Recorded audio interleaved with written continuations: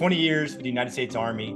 Over half of that, I worked as a member of the United States Army Special Forces, where truly for us, security in all forms is pretty paramount, both physically and digitally, for a lot of things that I did that I can't get into the details, but there was a lot that I needed to understand on a fundamental level. Right now, I have the privilege of teaching for SANS. That's something I also get to do in my part-time, really trying to help the next generation of those cybersecurity professionals that experience both in the military on the DoD side, and then as an instructor, and then having my own organization has really allowed me to see, quite honestly, the practical real world application of security measures and the importance of that continuous learning model really in this ever evolving field. As you know, it changes daily depending on what type of vertical we're working in.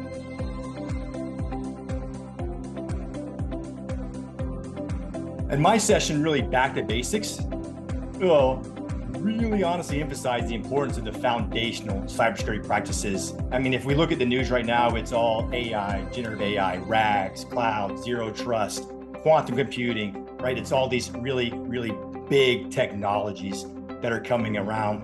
And what you can expect with mine is really a renewed focus on those essential concepts. Things like, and we all know them, principal least privilege, patch management, strong authentication methods. I really want to highlight those for me because fundamentals is a huge passion of mine.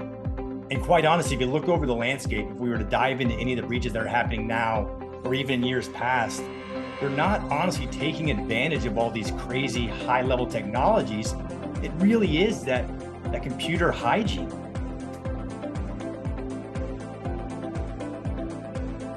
Honestly, for me, I still believe one of the most pressing challenges that we face right now is that basic computer hygiene.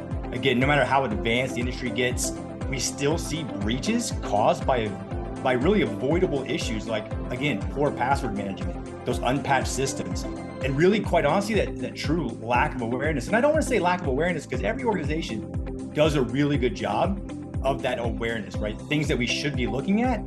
But again, this is just Rich's world. If I was king for the day, I don't think awareness by itself can really kind of close that gap on that basic hygiene. I think there needs to be a more directed focus at it.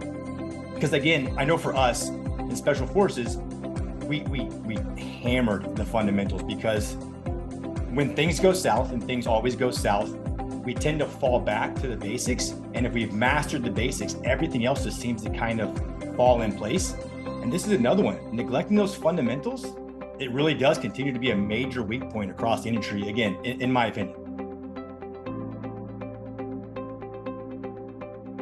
Events like what's going on here with the ISACA, with their cybersecurity conference, and just again, as you mentioned, conferences and events across the globe, I really do think they're vital because they provide that space for professionals to share all this knowledge. There are some brilliant individuals in this world, and really offering us that ability to learn from one another and stay updated on those latest trends, even again, if it's in my mind where it's the fundamentals. Really, cybersecurity as a whole should be a collaborative effort. We shouldn't do anything in silos. And these events, like the one that you're hosting, will foster that community aspect. And I think that is absolutely one of the best things that we can do across the board, is just really dive into that knowledge sharing. I mean, if you go back to the 80s and 90s when the field has really taken off, it really was a community effort. And, all those minds got together in whatever way they could to share all this vast information.